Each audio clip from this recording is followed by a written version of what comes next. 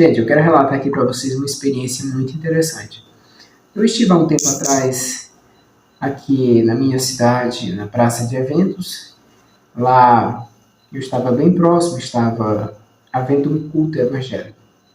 O pastor, com uma pregação muito emocionante, muito bonita até, ele começou a relatar um testemunho de um martírio.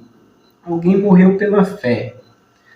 Eu achei aquilo interessante, muito interessante, e a história foi me cativando. Eu achei muito bonita a história realmente.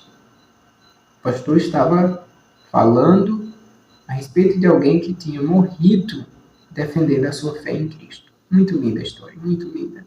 Porém, no decorrer daquela história, ele estava contando, eu fui me familiarizando com a história que ele contou. Né? Não me parecia tão estranho. Só que ele não citou nomes, ele chamou apenas de homem de Deus, que havia morrido ali, e ele relatou a forma que a pessoa morreu. Tá? Deu alguns detalhes dessa morte tão preciosa e muito bonita aos olhos de Deus. Tudo bem, edificante testemunho. Porém, quando ele vai dando os detalhes, eu vou fazendo uma ligação das coisas e eu chego à seguinte conclusão. Peraí, isso aconteceu nos primeiros séculos da igreja. Tá? Alguém morreu pela fé. Ótimo. Morreu de tal forma. Fui formando ali a minha conclusão final.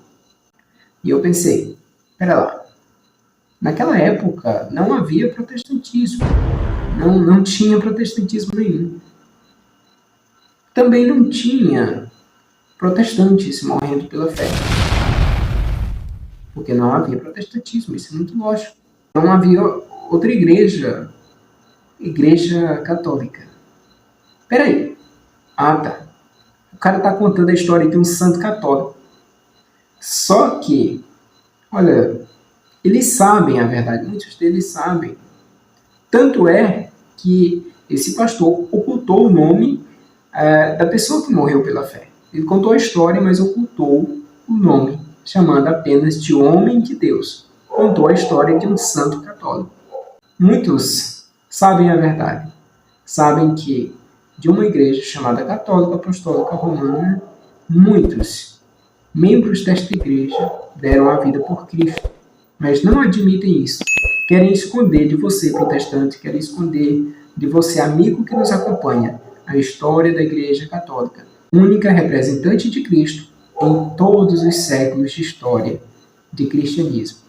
A verdadeira representante do cristianismo, porque antes do século XVI não havia esse protestantismo que nós temos.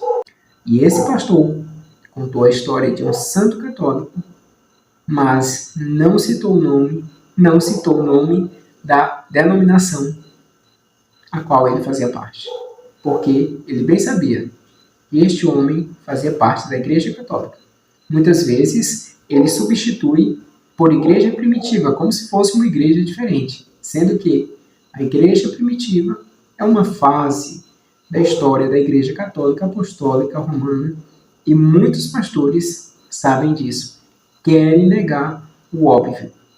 Mas eu espero que você, que está nesse percurso de aprendizado a respeito do catolicismo romano, chegue à plenitude da verdade.